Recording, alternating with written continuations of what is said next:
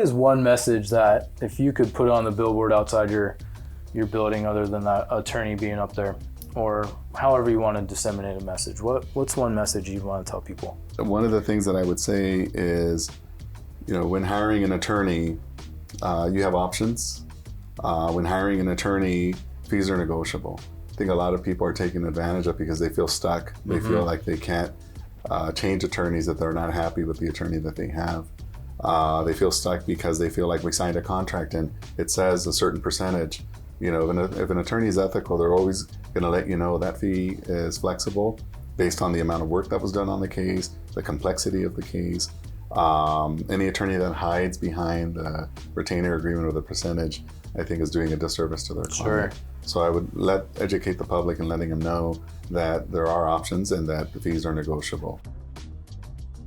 In his professional and personal life, Susano leads with his heart and his dedication to doing right by his community.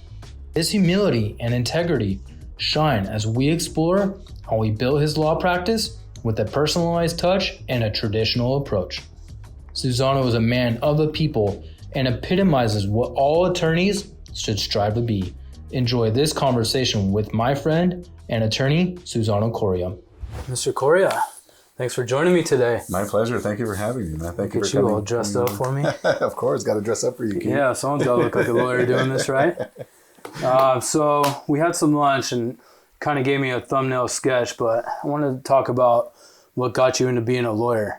So tell me a little bit about the thought process and the journey from being a Bruin to up through law school, and we'll jump off from there. Yeah, well, my parents had a big influence in me becoming an attorney. When I was a kid, my parents had me as their personal translator for any business transaction that they would do. And so one of those transactions was an issue that my dad had where he was injured at work. Okay. And he hired an attorney out in Orange County who was representing him for his work injury. And so I was a kid that was going with him to translate for him every time. And bad experience. Unfortunately, things didn't go the way we expected them. Sure. I've learned now a lot of things that, I feel like the attorney didn't do properly for us, could have done a better job. Sure. But that really pushed me. That really motivated me to become an attorney. My dad literally said, "This is why you have to become an attorney." Wow. This is something that is happening to a lot of Hispanics, a lot of people. Sure. Getting taken advantage of. Yeah.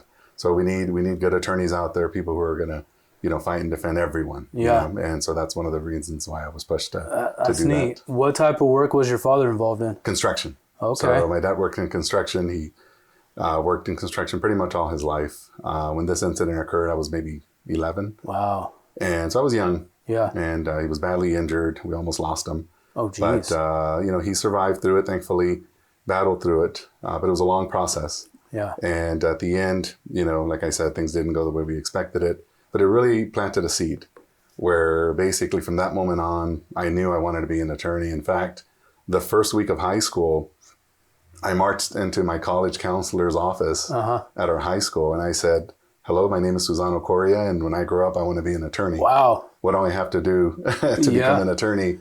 And his reaction was exactly that. Wow. He goes, "No one's ever marched in here and said day one, week one, what they know what they want to be, what they want to do." Sure. He said, "I'm going to help you. I'm going to guide you." And sure enough, every time we'd have college counselors visiting the campus, he'd pull me out of class, introduce me. Yeah. And he'd always say the same thing. "This is Susano Coria. He wants to be an attorney someday. You guys should talk." Laser focus. Yeah. And so he really kept his word. He guided me through the whole process. Wow. And, I did my part, got good grades, ended up excelling through high school. And got into UCLA. Yeah, Bruin for life, huh? Became a Bruin. Okay. Talk to us about the experience at UCLA. What was that like? What class did you take, or did you have any mentors kind of similar to your high school counselor? I was a political science major. Okay. But I had no clue what that meant. Yeah. That same high school counselor told me when I asked him, I said, "What major is a good major to become an attorney?" And he said, "Well, the number one major is political science." Yeah. So I went into UCLA not knowing it was one of the most difficult majors on campus, but ended up doing it, finishing it. And that was sort of a stepping stone into going to law school. Okay. So by this point, by about my junior year in college, I started working at a law office, and they happened to do PI. Oh, wow. Personal injury. So that's what gave me my start and sort of opened my eyes through their mentorship that PI is something I could really fall into and fall in love with. Definitely something to help out some people along the way, especially Absolutely. people being taken advantage of by the system, right? Absolutely. And be one of the good attorneys to help people out. Always. How did you get into the PI? Was it just happenstance that this guy hired you, or was that a concerted effort? Growing up, I mean, you always want to become an attorney, but you don't really know what it entails, right? You don't sit through any, law classes or anything like that. You see, what you see in the movies. You kind of gauge it based on TV shows. At one point, I thought I wanted to be a criminal defense attorney. Okay. Or maybe a prosecutor. I wasn't really sure. Law and Order style? Yeah, pretty much. But then once I started working at this firm, at this office, they did a lot of personal injury, workers' comp as well. Sure. But mostly personal injury. And that really, really opened my eyes that, there's a field out there where we really get to help people at their most, time of need, where they're just in an accident, their life is turned upside down. I could definitely relate based on my father's experience and my family's experience. And so I decided, this is something I could really It's a field for something. you, right? Absolutely. Felt like it was my calling. Yeah. We talked a little bit about callings, and you've had a few in your life, and it seems like off camera we were talking about how you've had these instances where life has directed you to take that path, and you've capitalized on those opportunities. Were there any other moments that you recall where there was like an aha moment, or the lights were just, you need to become an attorney, this is your path forward, that you can share? Funny enough, at UCLA, like I said, I went into political science not knowing what it really was, to be honest. Same with Just me. figured, that's what is going to get me into law school. And after the first set of midterms, I ended up not doing so great on my first midterm. At that time, I was taking biology, English, and political science. Oh, wow. You had a rough course. Yeah, a rough introduction. Ended up getting, if I remember correctly, an A in English, a B in biology, and either a B minus or a C plus in political science. It was my worst grade. Well, for UCLA standards, I guess so, huh? So I got called into the counselor's office. Really? Yeah. And she said, we're a little concerned. Maybe you're going down the wrong path. Maybe you should go. For a C plus? Yes. Maybe you should think about going into medical school instead. Wow. And I said, she didn't know who she was talking to, obviously. Yeah.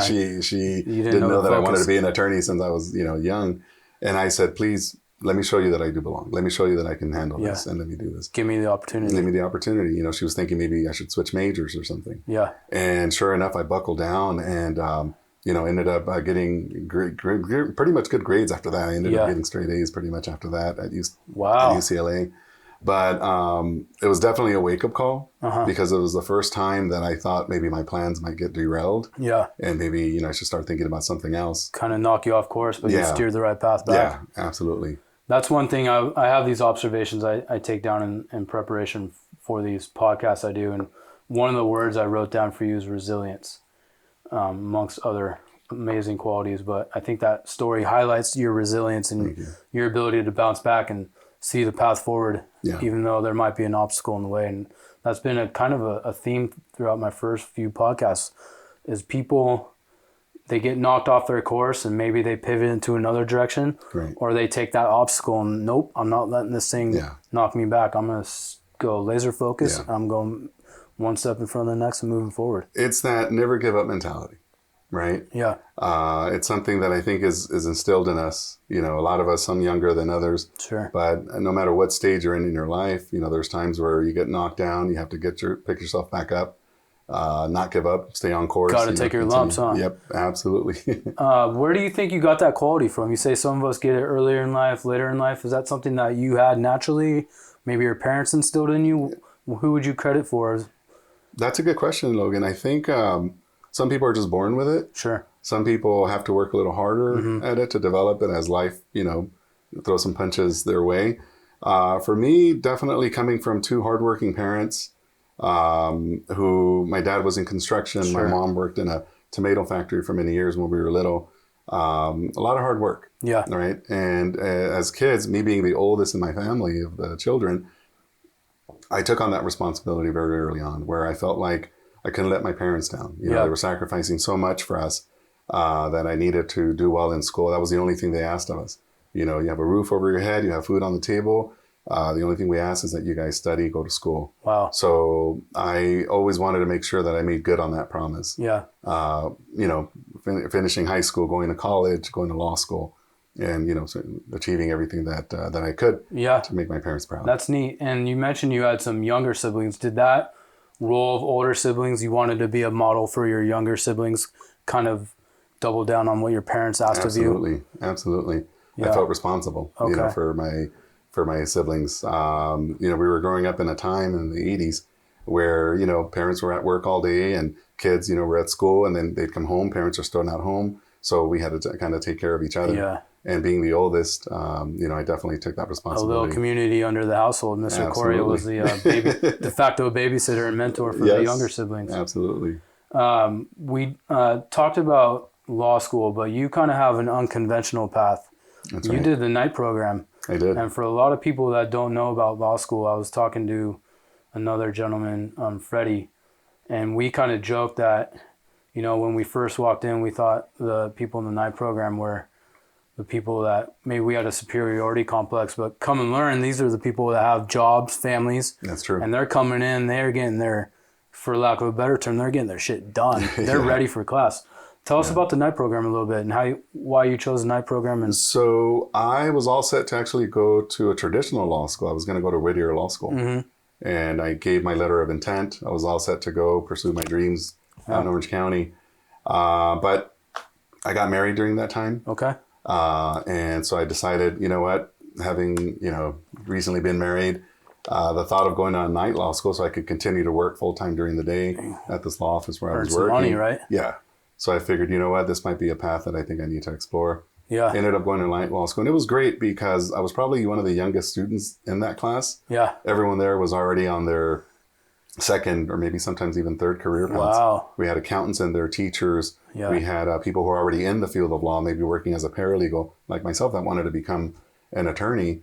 I needed that degree. Yeah.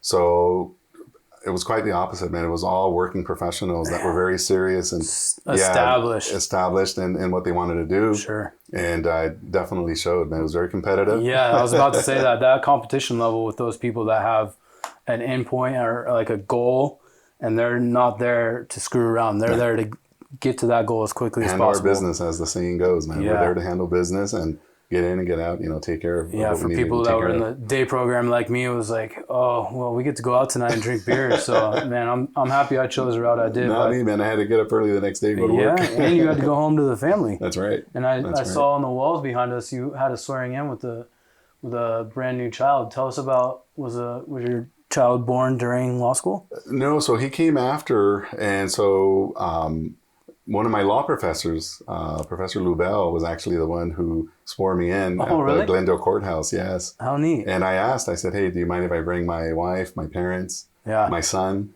who happens to be pre-law right now in college. Like father, like son. Thank you. He was in my arms at the moment I was being sworn in. Okay, how neat. So there was a good experience. And we come in all shapes and sizes. Everyone has their own style. Mm-hmm. At the end of the day, though, we're all trying to achieve the same goal, which is helping clients, helping the underrepresented, helping everyone through their struggles. Especially now, our world, personal injury, it had its heyday in the 80s and 90s. Yeah. And it's definitely getting tougher with the insurance companies clamping down. And now big firms are starting to monopolize, and they don't always prioritize client satisfaction or client experience. They're often prioritizing profit over client. That's correct. And I think that was another observation I have. You're like a man of the people with a big heart. Thank you. You don't do this for the money. You do this truly to help out people. Where, aside from your father, where did that spirit come from? That drive, I think, that is something I think I may have been born with from a young age.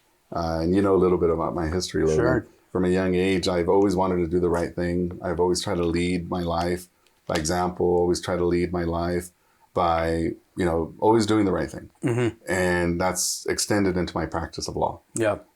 Helping people, never thinking about the money, never doing it for the money. It's more about helping people. If I can help them in any way, I will.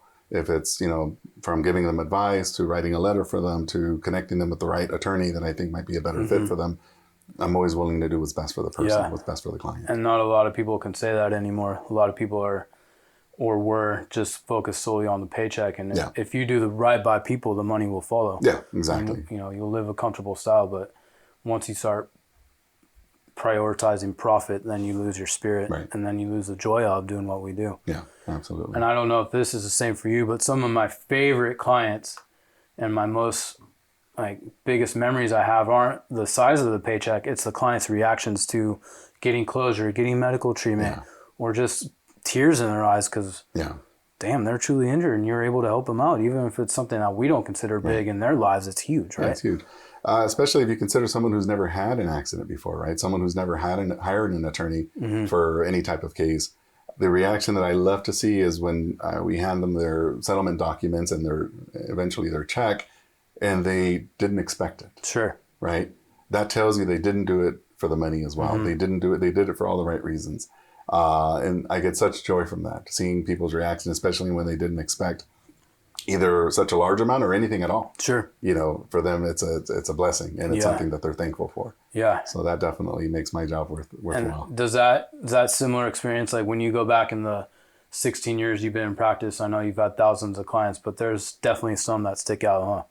There is. I mean, there's some people that, all of our clients are special, obviously, but there are some clients that do stick out because their situation may have been a little bit worse than a typical fender bender. Their situation may have been a lot worse, in terms of losing a loved one in an accident or having someone, paralyzed after an accident. Those are real life situations that now, no matter what you do for that person, you feel like it's never enough. Sure. So you bend over backwards, you go above and beyond to try to help them as much as you can. Yeah. And there's great satisfaction in that. And in spite of all the lawyer jokes or stereotypes that we personal injury attorneys have, we hear them all, and we always hear them at cocktail parties, and you laugh. You're like, haha, that's funny.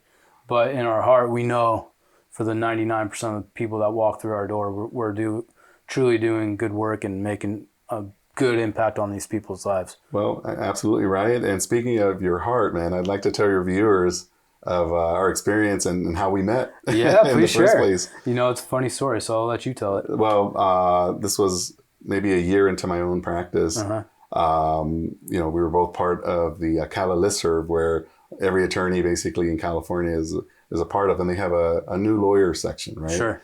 And, there's hundreds, if not thousands of attorneys on there. And we kind of go on there and ask questions. Hey, I've got a situation. Has anyone ever dealt with this situation? Or what advice can you give me? Yeah. Sort of, spitballing amongst attorneys. And someone put on there, hey guys, I'm helping a family relative or a family friend. No money involved, but there's a hearing scheduled tomorrow and I cannot make it. Can someone do me a solid and show up to this thing to help out my friend, my relative? And I looked at my schedule. I had stuff the next day. So I said, I can't do it. Otherwise, I probably would have tried. And there was only one response. Yours truly, Logan Quirk, responded to that. And that stuck out with me because he responded, sure, I'm available. I'll help him. I'll help you out. I'll appear. And I said, wow. I said, I like to associate myself with good people, good attorneys. As soon as I saw that, I knew you were special, Logan. I said, okay, something definitely is going right here, and I want to definitely introduce myself to this person. So I didn't call you right away. Yeah, how long was it till you called me? Almost a year. Because I was busy with my own practice and trying to build my own business. Yeah. And I think you were at the same stage in your career at that time as well. And the best part is you didn't even remember doing this. I was like, what did I do? Yeah, I'm like, this was the reason why. And I told you about the story. And you're like, well, it sounds like something I would do, but you didn't remember actually doing it. Yeah. Which to me made it even more special because it showed you didn't do it for money. You didn't do it for profit or notoriety. You just did it out of the kindness of your heart. Yeah. But again, your heart is in the right place. And again, that's something that I felt like I could resonate it with me. Yeah, that's really neat. I'm happy you always share that story because when you put things out for the right reasons, things come back in spades. Yeah. And that's part of the reason I wanted to start this podcast. I'm not doing it for influence or trying to gain followers or any monetary gain. Yeah. I want to touch base with people in my past that have made an impact on me, but also for the people that, maybe the 5 people that may watch this in the future, we can distill something and learn from our trials and tribulations and maybe pass on to those people who might be watching this and say, oh my gosh, that helped me in that moment. Yeah. And what I've learned from mentors and stolen from people and have incorporated into my own and been able to materialize into a good practice, I want to pay that back. So that's kind of been my impetus into doing this. And I identified like 10 people I wanted to talk to, and Susano was in the top 10. And I wanted the people that were the biggest and most impactful in my life, but I also knew would be good guests and make my job easier, because I'm sitting over here sweating bullets. I don't know if I'm doing a good job, but I just wanted to have conversations with people. I appreciate you saying that. So, you know, I feel the same way. Yeah, I appreciate you, man. Another observation I have is that you are calm and patient, and I am the complete opposite. So I think maybe that's why we work well together. I was just going to say that. I think that's why we mesh so well. It definitely isn't a good cop, bad cop situation. That a lot of people like to say that term. But I think it's more of we bring different styles to the table, different things to the table that clients appreciate. Yeah. So on the cases that we have collaborated on, it's been wonderful because, you know, there's some things that you're an expert in that I'm not as well versed in, and vice versa. Totally. You know, so having access to both of us sometimes on mutual cases is a great benefit to the clients, because they get the best of, like you say, they get the best of both worlds, where we're both, you know, fighting together to get the clients the result that they're looking for. Yeah, and we were talking about lunch for the solo practitioners, having someone to bounce ideas off of, or not knowing what to do. Someone may have been through that experience, and we kind of lean on each other as a community. Yeah. Tell me about the community you leaned on when you were first starting out your own practice, because it's tough. We didn't go to law school and learn how to start a business. I didn't go to MBA school. And that's right. I'm learning now that I've probably did some things wrong, and I'm trying to walk back foundationally and put some things in place so I can grow in my next step. Talk to me about some people that you might have leaned on, or your community that you relied upon to build your business. You know, if I had researched it a little bit more thoroughly, I probably would have talked myself out of it. Going into business for yourself is definitely a very scary thought. Sure. It's a scary process because, like we're saying, there really isn't a guidebook that you can open and say, okay, this is what I have to do next, or this is the type of bank accounts that I need to open. And, you know, they don't teach you that stuff in law school. Yeah, it's a lot of trial and error. Exactly. So you end up learning that as you go. And that community that you speak of, that's who you rely on. You know, you call attorneys who've been doing this a lot longer than you, colleagues, say, hey, have you had this situation before? I've got this situation going on right now. What advice can you give me, or can we schedule an appointment for me to come to your office and talk to you about the situation? So there was a lot of that going on. And to this day, I'm not, you know, claiming that I know it all or anything, but, you know, I'm learning as I go. A few gray hairs later and a few more experiences and failures later. We learn our lessons, right? But I'm blessed to have a great group of attorneys like you, Logan, that, you know, from day one, you and I have been friends, and we've collaborated on ideas and cases and situations. But I've been blessed enough to have not only a good family network, that's my community, man. My wife, my 3 boys, my parents, who thankfully are still with us, my siblings. All of these are people that I rely on for my own personal sanity. Sure. That's what keeps me calm. Yeah. You know, despite the stressful day at the office or whatever it is that I'm doing throughout the day, coming home to that, you can't put a value on that. Can't beat that, right? No. And that's one thing that I think this profession is now kind of grasping, is the balance of being able to detach and find something that reduces your stress and gives you an outlet. Yeah. And some people it's exercise, some people it's family. Right. Talk to me about your efforts to find a work-life balance, if we can call it that. I'm still working on that one. Yeah, I think we all are. It's a practice. It really is. I think for me personally, there was life pre-COVID, and then there's been life post-COVID. Sure. I think COVID, for a lot of us, you know, it affected us. I personally got really sick from COVID. Yeah, you told me that story. Yeah, and as I'm sitting in isolation, this was before the vaccines or any of that stuff. We were going through the initial strand. It took a toll on me. The OG COVID. The OG, the alpha strand. Yeah. It really took a toll on my body, on my mind, on everything. I was going through it, and I kept telling myself, all the would-haves, should-haves, could-haves. You know, I'm in isolation for a few weeks, you know, staying away from my family, staying away from everyone, really. How hard was that? It was tough. It was tough, but I kept telling myself, if I get through this, you know, I'm going to make some changes in my life.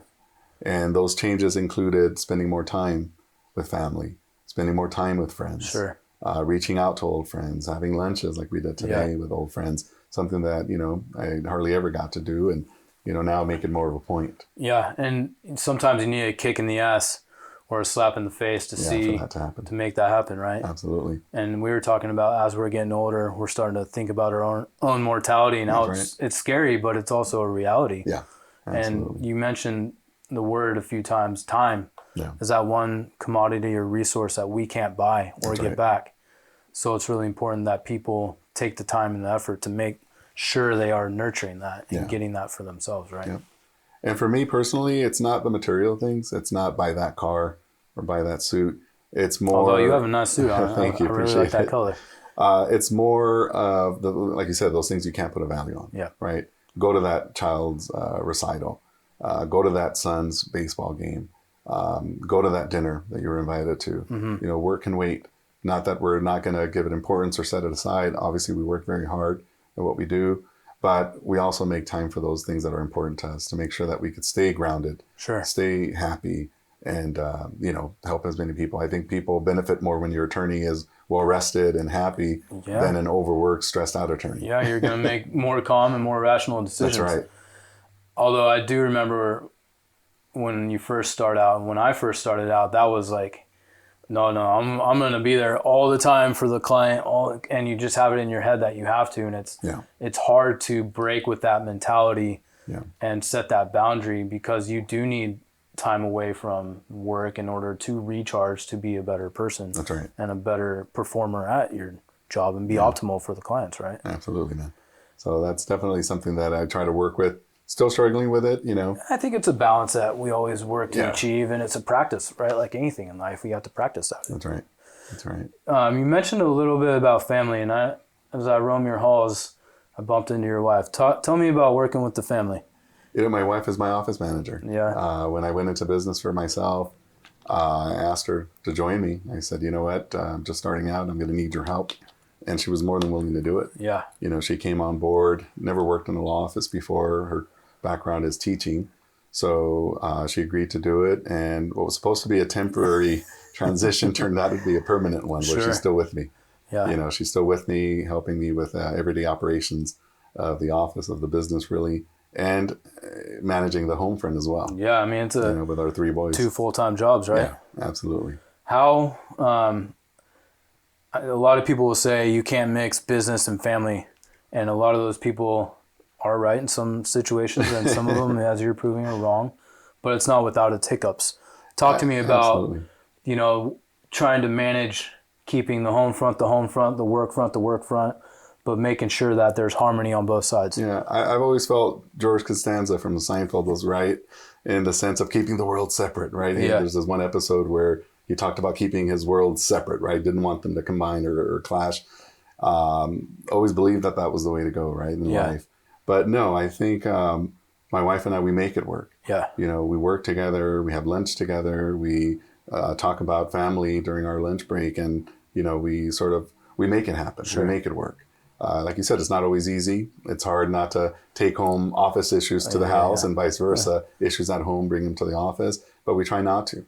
You know, we're very professional in what we do, and we know that for the greater good, we have to make it work for each other. And I think one of the nice things about having someone who is your family member is there's a extra layer of trust. That's right. And you already know what they're going to say, what they're going to do, because you obviously grew up with them, live with them, love them. Yeah. So that's something nice when you're starting out a business, to have that dependable partner. That's and right. that level of trust that person's got your back no matter what. Yeah, absolutely. 100%. Yeah. I agree with that. Because I think there's a lot of fear. I mean, I have these fears that someone's going to come in and not have my back when I most need it. And I've been fortunate by hiring a few key people that have been with me through and through. But when you're first starting out, you don't have like you said, the playbook on how to do this. Right. So it's nice to have that support system in place, right? And I think it helps too, it helps my wife understand what I'm going through. Yep. Right, in my profession, because she sees the ups and downs.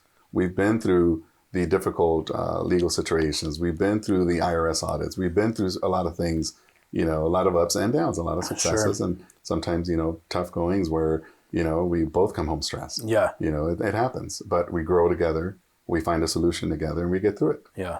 We get through That's kind of like any relationship that you have to have a good level of communication, healthy communication and trust. You can't harbor resentment. That's right. Otherwise, any relationship's going to fizzle. If Yeah. it's personal, professional, whatever it may be.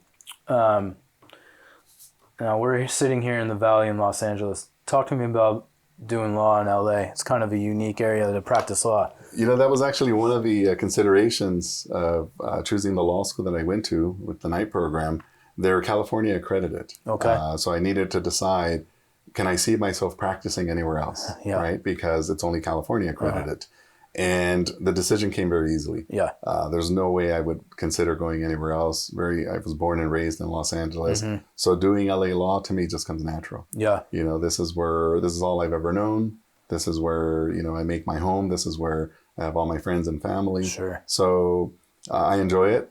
Some people don't like the hustle and bustle of the big city. It's definitely an acquired taste for a lot of people, or a repellent for others. It is. But we're here in the San Fernando Valley, which is about 30 minutes north of Los Angeles. Yeah.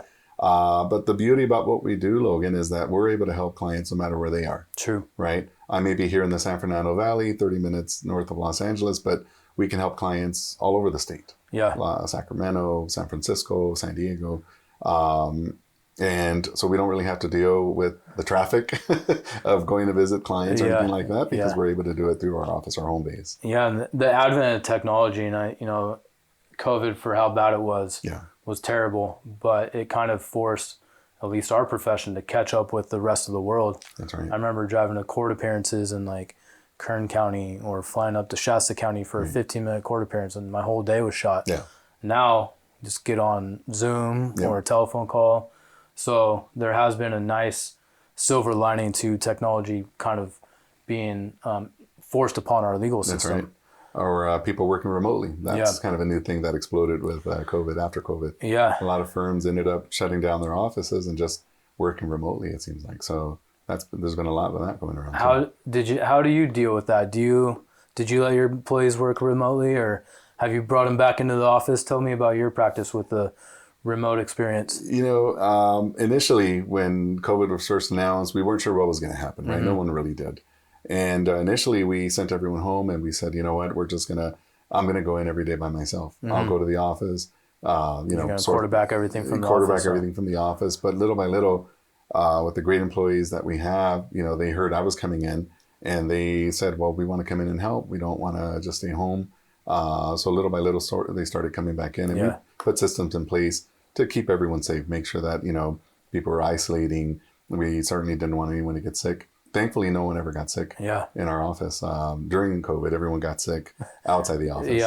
During, holiday gatherings and events outside the office. Once the restrictions were lifted, it was like a mass. I think COVID got reintroduced because everyone was just deprived of social attention, right? That's right.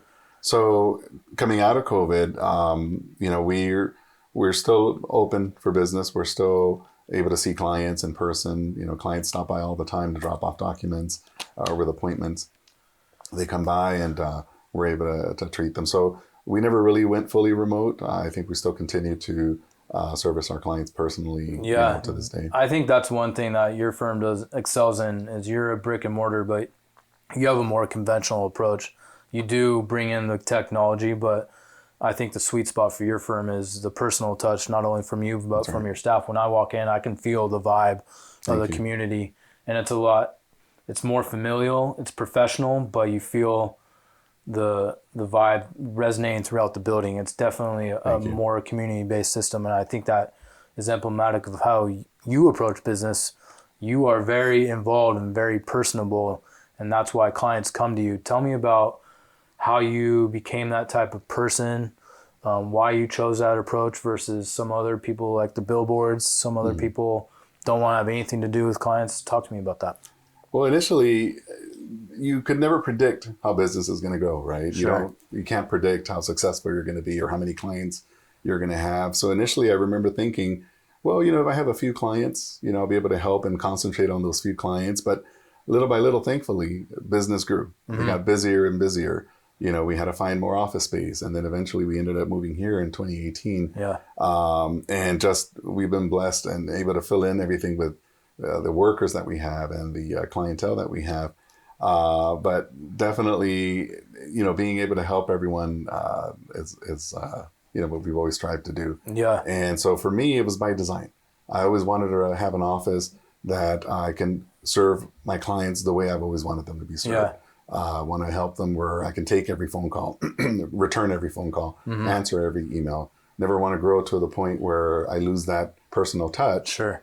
which is what I feel has made me successful. And if I go away from that, I feel like I'm going to lose that that formula that made me successful in the first place. Have you delegated out some of that responsibility? Because I know you guys have a pretty, I won't say a high volume, but you have a significant number of clients, and there's no way you can return every telephone call personally. So talk to me about that change where you just found out, like, I can't do this anymore. I need to train the employees or delegate this responsibility to other people. Delegating has been tough for me because I feel like I'm responsible and I have to handle everything myself. So I try to delegate as much as I can, but we still have the number one rule in the office, which is if any client requests to speak to me directly, they can't be denied. Yeah. So my staff knows if a client requests to speak to me, they can set up a phone appointment, or, we can, they'll leave me a message and I'll call them back. Sometimes it's after hours if I have appointments all day long, but I still manage to... You're truly a man of the people. I still manage to get it done.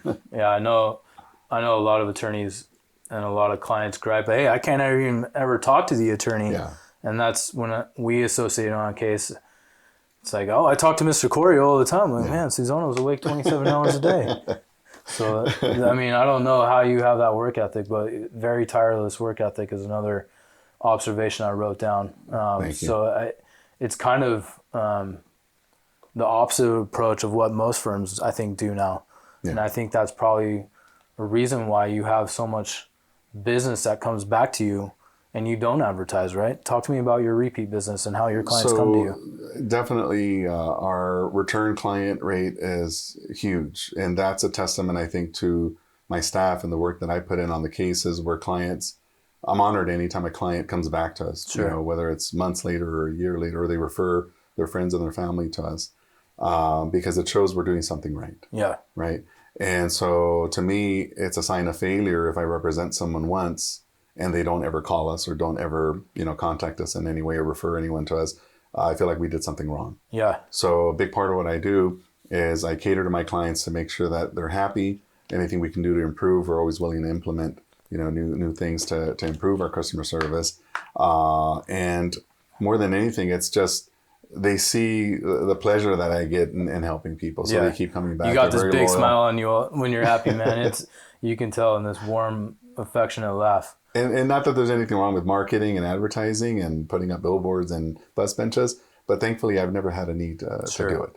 If I had to, I probably would, but I've never had that need to actually go out and do those things because thankfully my clients, my repeat clients, and everyone recommending me in the network that I've established with my clientele has kept me busy enough. Yeah, and I always tell people, if you want to learn how to build a business and you don't have money, go sit with Susano for like 2 days because you built the business from scratch, just from sending out your cards. We were talking about lunch. You got your first set of business cards and you had like 30 people and you mailed them out. That's and the right. snowball started and then it got bigger and it started mushrooming bigger and bigger and bigger. And now you have like a mailing list of 10,000 people, right? That's correct. When I first opened my office, it was a home office. Oh, okay. So I did a home office. You were remote before you even knew it. That's right, before it was a thing.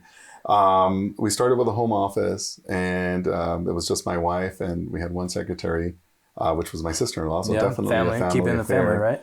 And I started with just a few clients. I sent out a mailer to all my friends and family and people I went to school with through the years, letting them know that I was on my own and that this was my address. I literally had my home address at the time on my business cards. And from there, it just sort of grew. Yeah. Like I said, we started with a few clients, and then every month, every year, we'd get busier and busier. But one of the things that I started doing very early on was sending holiday cards at the end of the year to every single person who was either a client or called us for legal advice, or I recommended them to other attorneys in a different field. Everyone we'd add their information to our system, and we'd send them a holiday card at the end of the year. And the response was great. We did that maybe year 2 of starting our own office. And people would literally call me to thank me for the holiday card, and they thought it was very nice of me to think of them during the holidays. And so I knew we were onto something in terms of, the appreciation that I got from the clients that we were doing this with.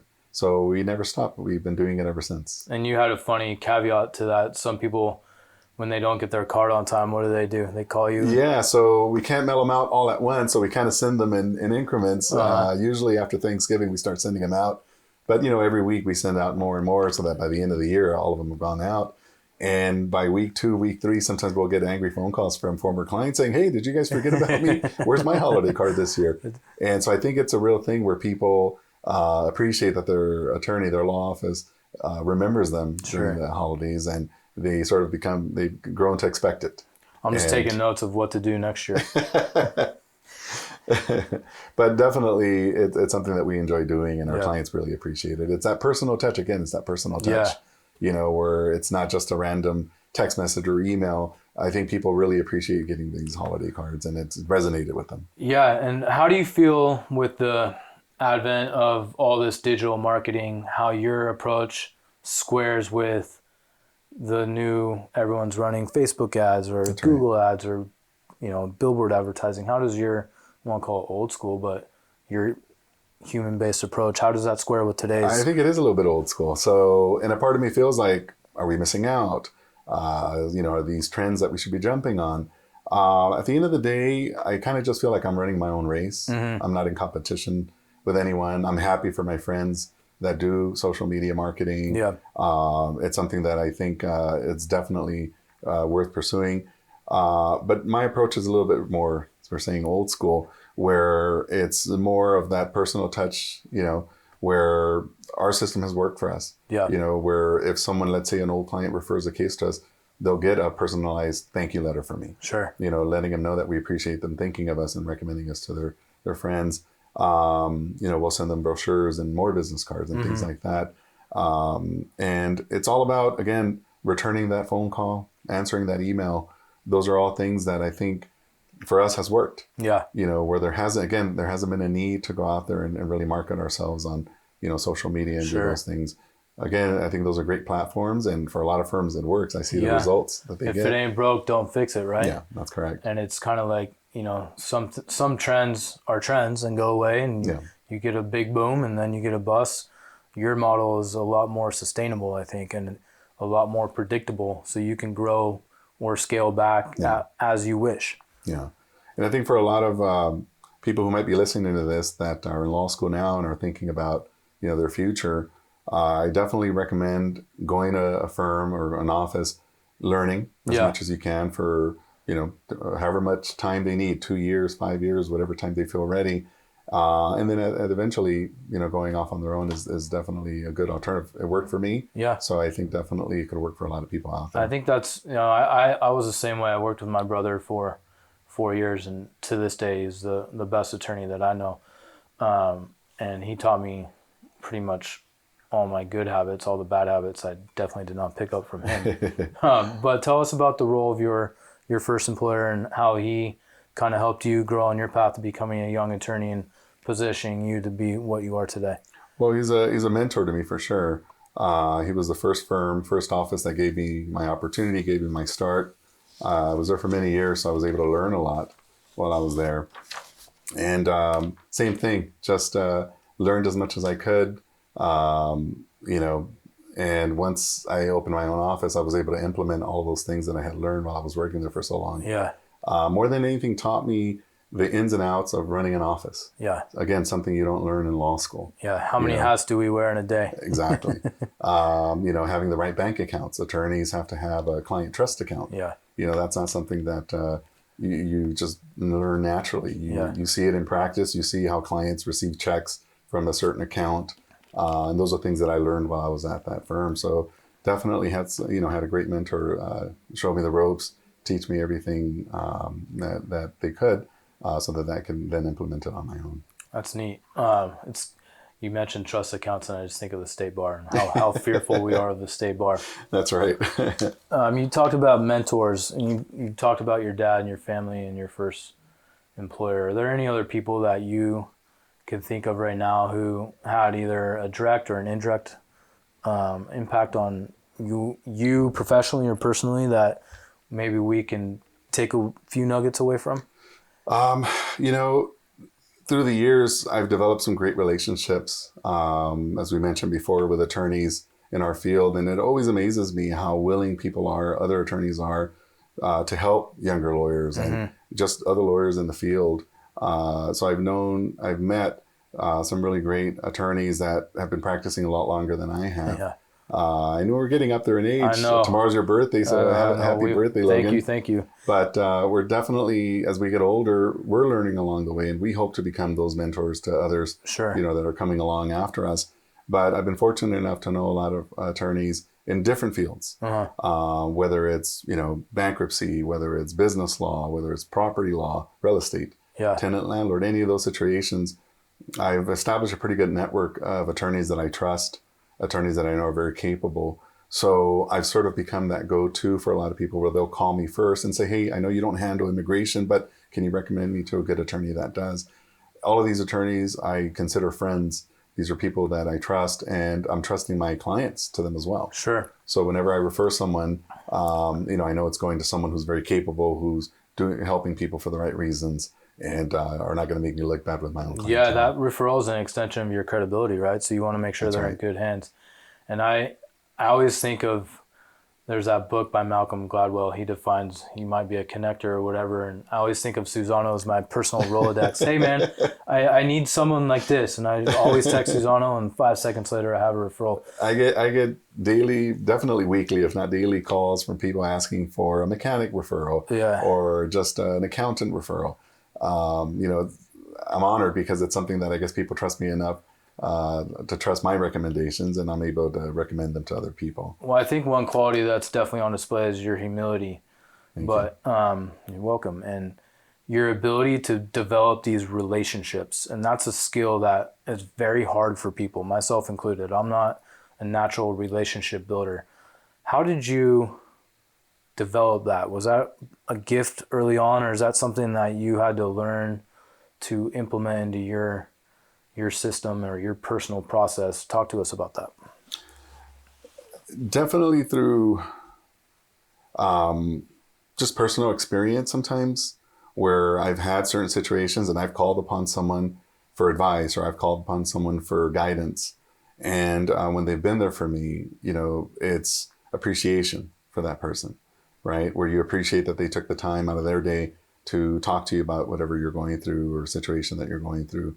So it brings me closer to them. Yeah. So for example, there's a good friend of mine who does criminal defense, and a client of mine whose wife had a personal injury matter going. The husband kept raving about what a wonderful job he did for a family member of theirs. And I said, well, who is this guy? I need to meet him. He sounds great. He's an attorney here in Los Angeles who apparently cares a lot about his clients. And so I asked for, the information, reached out to this attorney and said, hey, you don't know me, but I've heard a lot about you. I'd like Sounds to know familiar. I'd like to get to know you a little bit, maybe refer future clients to you as well. Yeah. And we connected ever since. Turns out we went to the same law school. He had been there years before I was there. And, we've been friends ever since. That's neat. I consider that guy a brother. But those are the type of relationships that I've built through the years. And I can give you 20 examples of different people that have come across my life where, they've been there for me, they've been there for my clients. And it's something that has definitely blossomed into friendships and relationships. I think there's a key into the type of relationships you're nurturing. A lot of people know a lot of people, but not a lot of people take the extra effort to actually learn about that person, become friends with that person, and make sure that they embody the same qualities that you want in a lawyer or you want your clients going to. Yeah. So tell us about where did that level of empathy, or I just want to attract good people around me, is that just a natural magnetism you have? I like to think that it is, but tell me the secrets, man. Come on. I think it's just watching people's actions, more than their words is big for me. Yeah. Making sure that they deliver on promises that they make. I don't care if you're a service technician at an auto dealership or if you're an attorney, which is, what we come across on a daily basis. You need to be a person of integrity. You need to be a person of your word. And to me, that's huge. Yeah. So I do definitely try to judge people, not by their words, but by their actions. Sure. And, if they show me that they are people with integrity and honor, I admire that in them. Yeah. And so I'll tend to contact them and stay in touch with them. Yeah. If they show me otherwise, then, I'll move on. It's not a person you want in your not life, a person right? yeah, exactly. Elimination can be a great form of just getting rid of the spring cleaning, as it were. Absolutely. Yep. That's neat. One area we share a big love of is the Dodgers. That's right. But you take it to the whole next level. Tell me about the role of the Dodgers in your life. I know it's not just your favorite team, but it seems like it's a family connector. Talk to me about the role of the Dodgers. It started mainly in 2008. Once I became licensed and, wasn't studying law as much anymore because we were out of school at that point and had just been recently licensed. My wife was a huge Dodger fan all her life. And I know I liked her for a reason. And it was actually her idea. Why don't we start going to the Dodger games, take our son out to the game and, catch some games. And so we did. We started in 2008, making it a point to get out there. I started with a 10-game season plan where, we set aside and reserved 10 games to attend. Usually there were bobblehead nights. Yeah. And so we'd go out there and really enjoyed it, man, because you're out there in the ballpark watching, the Dodgers in person. And so we really enjoyed it. It was a family affair. And little by little, you get to know the players, you get to know the team as a whole, start rooting for them more. 10 games turned into 20 games the next season, and then 20 games turned into 30. And eventually they talked me into buying a season ticket plan. Yeah. And so that started probably in 2011, I want to say. Yeah. Where it was a bigger commitment. Now we were season ticket holders, and we've been going ever since. Yeah, and the price keeps increasing with their success, right? That too. That's a nice price to pay. Yeah. And I know I've been the lucky beneficiary of some of those tickets. I'm always looking on TV like, hey, I think I could see Susano back there. I'll stop and zoom in. How magical was this last year with the Dodgers? Talk to us about that. It's very magical. Definitely, because again, you got to know the team, you got to see the players. Some of the players who are no longer with the team. You kind of wish that they were there to enjoy the success that they had. But I think Mr. Ohtani brought a lot of enthusiasm to the city, really. Sure. To the entire state and the sport of baseball. We were very excited when we signed him last year in December. Yeah. And couldn't wait to go watch him in person, and he did not disappoint. He did not. And I think I heard the stat, I don't know if it's true, but I wouldn't be surprised if it's not, that 90% of the people that came in from Japan to LAX ended up at Dodger Stadium. That's right. That just shows the same statistic. So it must be true if we both heard it. Yeah. I mean, that just proves or shows how much of an impact that person had, Ohtani, just his presence had on the city. Yeah. And I think one thing watching this Dodgers run, and I know you watched it a lot more intently than I did, the team versus the last 10 years, they've had a lot of success, but haven't won the World Series minus the COVID year. Right. This team had a lot more grit, it seemed like.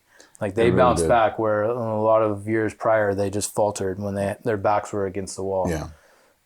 And I don't know if that's an observation that you share.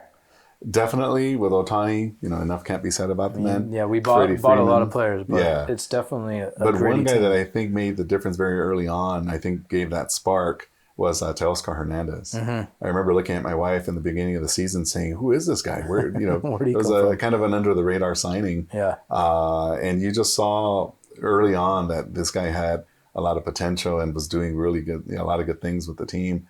And so sure, he never stopped, never looked back.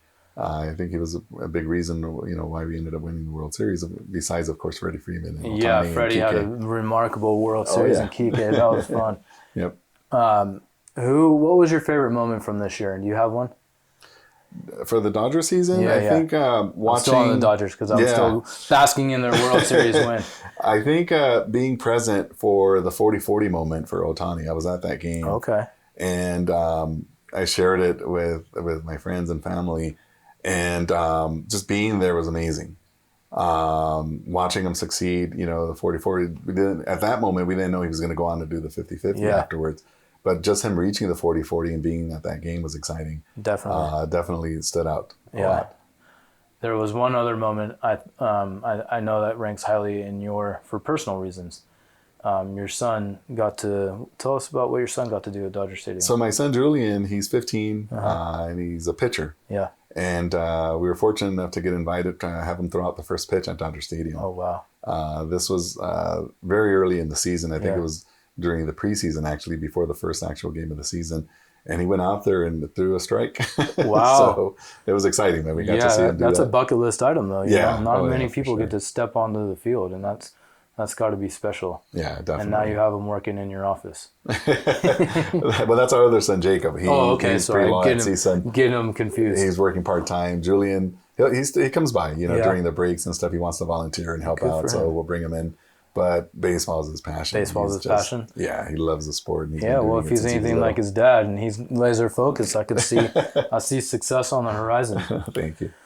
One question I always ask people Sure. is, we talk about what brought us here. What's next in this? I know you mentioned we're getting older, and as you start aging in this career, you start seeing different avenues open up to you. Like for me, it was opening a podcast. Right. What's next in the life of Susano?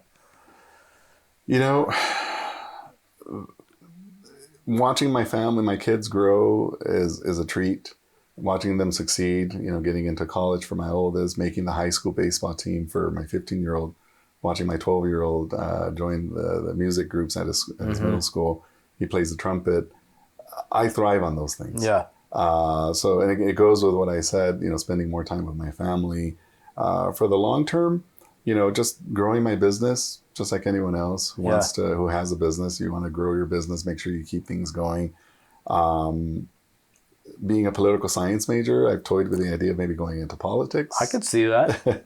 But right now, that's not something for now. I think maybe for something in the future, for sure. Maybe when the kids get a little older, so Yeah. they don't get brought into the process of all that BS definitely. that politicians families If deal I with. could represent the city that I love, Los Angeles, or the state that I love, California, in any way, through politics, I think I would definitely throw my hat in the ring and see what happens. Yeah, that'd be neat.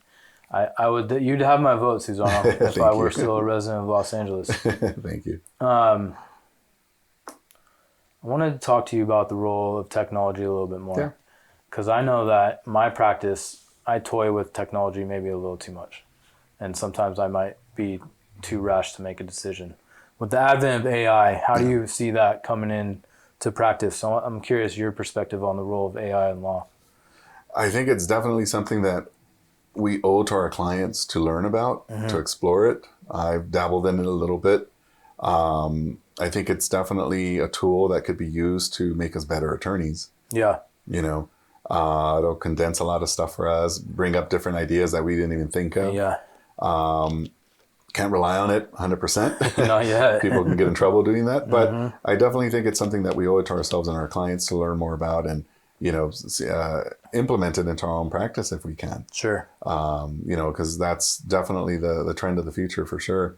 And I think, we owe it to ourselves to learn as much about it as we can. Yeah, I agree. It's something that if you don't adapt or grow, you die. Yeah. And people, there is a space for people that do things more methodically and maybe not as innovative. Yeah. But at some point there is an acceleration growth that you have to jump on. Otherwise you're getting lapped by the other attorneys that have brought that into their practice. Yeah, absolutely. Awesome. So I know how much you love these places, and this is a question I wanted to ask you. Sure. If you could go to Las Vegas, Cabo, or Puerto Vallarta, which place are you going to? Hands down, I would say it's a tie between Las Vegas and Cabo. Okay. What's the appeal of Las Vegas and Cabo to Susano? I love taking my wife, or we go with friends sometimes, to Las Vegas. They have the best restaurants. I feel like they have the best hotels. We like to go enjoy a nice dinner, catch a show. Yeah. We do, the spa at the hotels that we visit. A little relaxation. Yeah. I think more than anything, that's one place that I can go to recharge my batteries. Yeah. I go there and I come back refreshed, like ready to. I don't think a lot of people would equate recharge in Las Vegas, but you do. Well, yeah, because of the activities that we do. We gamble a little bit, like to play craps. You taught me how to play craps. I still suck at it. Enjoy playing craps a little bit, but more than anything, we like going for those other reasons. Yeah. And we definitely And then Cabo, of course, I like going there. Love the food, love, the beach. Yeah. It's a short flight. Yeah, that's So- another thing is the proximity of those two places is Yeah. is nice, especially when you have a family to contend with. Exactly. So I Okay. think it's a tie between those two. All right. What's one place I may have missed from that list? Man, that's a good question. We enjoy visiting San Diego a lot. Okay. That's our secret getaway for my wife and I. We like to go to San Diego. Same reasons: great restaurants, great hotels, driving distance, not too far from Los Yeah. Angeles. So we enjoy going there. Have great nightlife Yeah.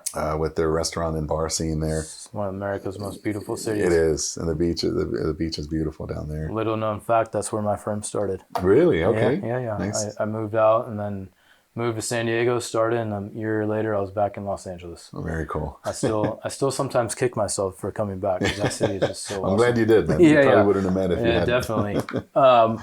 What is one message that if you could put on the billboard outside your building, other than that attorney being up there, or however you want to disseminate a message? What's one message you'd want to tell people?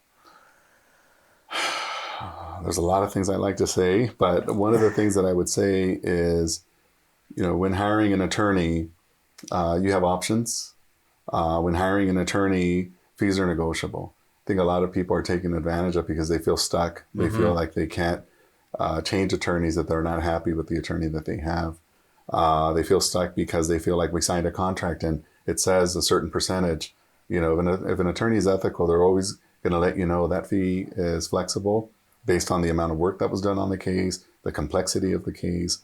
Any attorney that hides behind the retainer agreement or the percentage, I think, is doing a disservice to their client. Sure. So I would educate the public and letting them know that there are options and that the fees are negotiable. Yeah, I mean, you can ask the attorney, and they may say no. It doesn't mean Right. you can't go find another attorney, right? Exactly. I get asked that all the time by my clients, and I'm always happy to accommodate whenever we can. So it's definitely something that I think the public needs to know.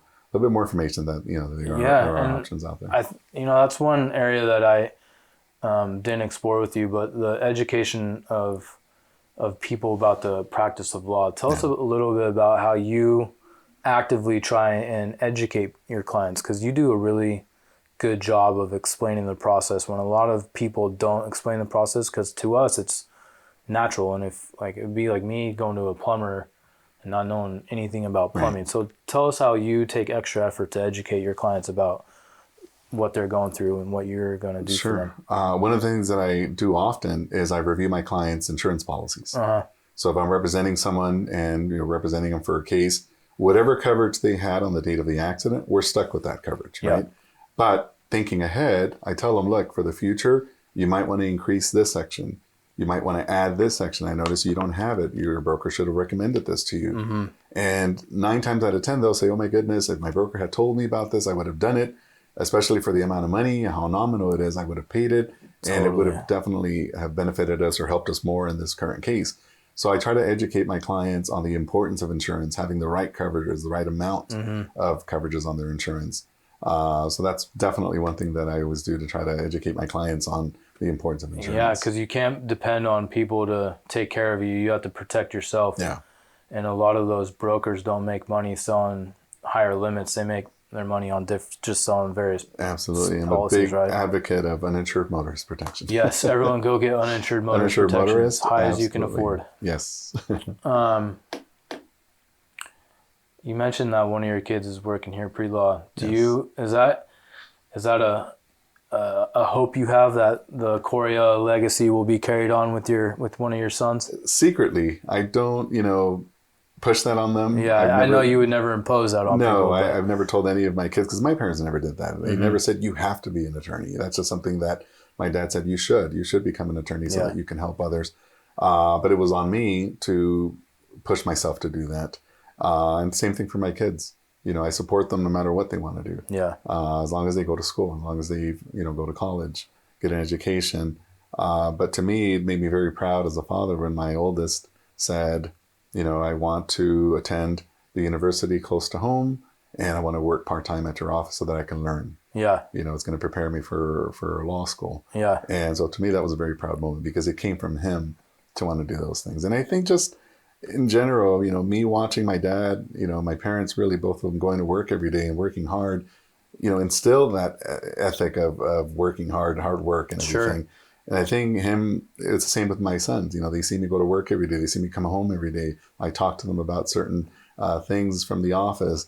And I think through osmosis, they just learn, through me, they're living through me, these experiences. And it, in a way, plants a seed. Yeah. Where now as they get older, they start thinking about it. Well, if my dad can do it, I can do it. Yeah. Right. And it's something that I think as humans, we're born with, where if we see someone that we know and love and trust do something, we think we can do it too. Definitely. And so I hope that I was, in some way, I'm encouraging my it kids rubbed to do the off same on thing. them. And I think one other little piece of information in that story is that the ability to work hard and the importance of doing hard work consistently. You can't always have things just given to you. Some things are given to you, but the nice thing about what you're giving your sons is showing them, going back to actions speak louder than words, showing them what hard work can do. Right. And what you had to go through, and if they're willing to put in the hard work, you're gonna give them access, but you're not gonna give them everything. Yeah. You're gonna help them get to where they want to go. And I think that's I don't think any of us really want to spoil our children. Definitely want them to work hard and develop that ethic, no matter what field they go into. I tell them all the time, if you decide to go into medical, if you decide to go into the insurance business or law, whatever you do, you have to strive to be the best at it, work hard at it, lead by example. That's really big for me. Like I said, growing up in Los Angeles, I always wanted to be an example, not just for myself and my family, but for my community. Yeah. Everywhere I went, when I got into UCLA, wanted to lead, make a good impression on everyone, lead by example, so that, law school, same thing. Always wanted to lead by example and be a good example. And don't be scared of taking the plunge, because if you fail, failing is inevitable. Yeah. And you got to pick yourself back up, dust off, and march on. Absolutely. Be resilient. Yeah. Some questions I ask from everyone. 5 people, 5 dinner guests you would want to have dinner with. Past or present, living, not living? Very open-ended question. Man, 5 individuals, huh? Yeah. Martin Luther King comes to mind for sure, for all the things that he did in the civil rights movement. Abraham Lincoln. I was thinking you would say Lincoln, because I see all the Lincoln pictures in here. Yeah, Abraham Lincoln for sure. Ohtani.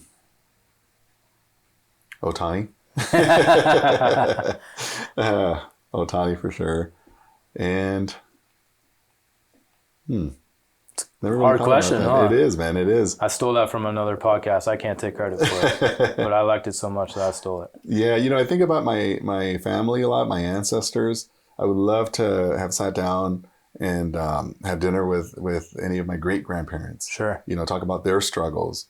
Ask them questions that maybe I've inherited some traits from them in the past. My great grandfather comes to mind. I was doing one of these ancestry searches not too long ago, and my family's originally from Mexico, and it turns out my great grandfather came out here to California in the late 1800s, early 1900s, to work in Oxnard, California. Okay. At a sugar factory. And I discovered a document on there that had his name, where he came from, and it must have been some sort of work program. Sure. Where he was able to come out here and work. Would love to talk to him about those experiences and things that he went through while he was here. Things like that for sure. I would love to talk to relatives and That's neat. ancestors. It's you had mentioned something earlier about someone you went to law school with who's now your attorney friend, and I was thinking how the world is so small. And now that you mentioned Oxnard, my wife has so many ties to Oxnard and same similar background. So the world is large, but it's also very small. It is, and more so too in the field of law. Yeah. Reputation is key. I think that's something that follows us everywhere we go. We run in the same circles. We know the same people. We're dealing with a lot of the same doctors in our field. Again, leading by example is key, and that's why I consider you a good friend, Logan, because I felt like your actions definitely coincide with someone of integrity, someone of character. Well, thank you. So, I appreciate that. It's a really sincere compliment coming from you. thank you. Speaking of people of integrity, as I journey into this space, who are 1 to 2 people that you would like me to interview? But the catch is you have to help me get them on this podcast. Let's see. Well, one person is my friend Michael Cade. Okay. He's the one that I mentioned that. The criminal attorney? Yeah, the criminal defense Okay. attorney. He does civil litigation as well. Just a great guy. Always out there, talking to the community. He speaks on the radio sometimes and gives education. He's a law professor as well. Oh, wow. He decided to giving back. Yes, he decided to go back and teach law students the law. I could see you becoming professor if the political career doesn't work out. Imagine this, going back to UCLA as a political science professor. After almost full circle, huh? Yes, that would be great. Yeah, that's neat. I forgot to ask this question, but this is a good question. What's one guilty pleasure? I know going to Vegas might be a guilty pleasure, but what's one other guilty pleasure for Susano Coria? Let's see. Guilty pleasure for me. Yeah, definitely. As you said, Vegas is my guilty pleasure. I can go there, any time of the year. I actually enjoy the networking events for attorneys that we have. Yeah, I know you do. As part of our profession. I send you in my stead. As part of our profession, we have to do the continuing education, Mm-hmm. but I enjoy meeting other people in our field, other attorneys. I like to pick their brain and ask them about their practice and how things are going, learn from them as much as I can. Yeah. See what the current trends are in Sure. our field. When you're a sole practitioner the way we are, we sometimes feel like we're on our own island, right? Yeah. We talked a little bit about that before, but going to these networking events and social events, you realize that everyone's kind of in the same boat, Yeah. right? And so in talking to other people, you get to ask them questions about how they're doing in their practice and, trends that they're noticing as well. Sure. So I enjoy going to them. Yeah, it's also reaffirming to know that there's people out there succeeding together, but also facing the same set of issues that we're struggling That's with. right. So, it's nice to have that network of people that you can just rely upon, even if it's just a vent or learn from or whatever you need in that moment. And attending the courses too. Every year we have our continuing education through CALA. And I know a lot of people that like going to the event, but they don't attend the classes. I actually enjoy it. You do the vice versa, huh? Yes. I enjoy going to the classes, learning from, again, people who've been in the business a lot longer than we have, and just keeping up with the changes in the law as they change every year. Yeah. So I think it's important. We owe it to ourselves and our clients to definitely attend those classes and learn as much as we can. Yeah. One thing that I've noticed as we've been talking is you're a consummate learner, and you're like a sponge. You want to absorb everything that's going to not only help you, but help better serve your clients. And that goes back to you wanting to do good for people. Yeah. So it's just really special to have you on this podcast It's my on pleasure, the day man. before my birthday, man. That's right. Happy birthday. Thank you. I will close out by giving you a platform. Is there anything that you can provide me that might help me in my journey, or anything that you want to tell anyone, one of the 2 or 3 people that might be watching or listening to this as they journey into their life path? Any lasting thoughts or impressions that one of the things that I always say is pursue your dreams. I always tell people, if I can become an attorney, anyone can. Sure. There was nothing special about me in the sense that I didn't have rich parents. I didn't have, anything that would give me an advantage.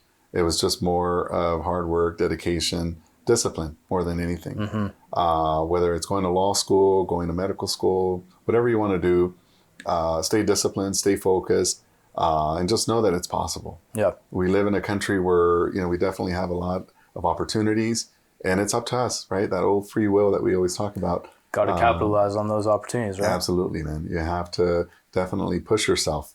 There were days that I would drive to law school and I couldn't get out of the car. Huh. I would park my car and I knew class would start in less than an hour, and I didn't want to get out of my car because I was exhausted. I was tired. I felt like, why am I doing this to myself?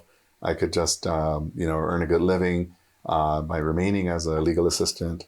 But I would talk myself out of it. I would say, no, you're here for a reason.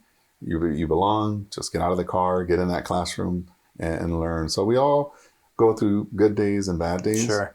It's picking yourself up and pushing yourself that I think builds character. Yeah. And I think no matter what you do, you have to push yourself always. Yeah. You know, stay hungry, as they say. Yeah. Get outside your comfort zone. Yeah. Get outside of your comfort zone. Stay hungry. Those are things that I think drive me to this day. Yeah. You know, even though I've been doing this since 2008 as a licensed attorney. Ooh, we're getting up there, man. I still feel like it's day one for me. Yeah. Right? I don't take anything for granted. I still push myself, and I want to learn as much as I can, and I want to just work as hard as I can. I don't mind putting in, 12-hour days. I do that regularly. I do that regularly because I want to make sure that I continue to make this business grow and help my clients. Well, Mr. Coria, thank you for joining me today. Thank you for very being much. an Appreciate you inspiration. having me.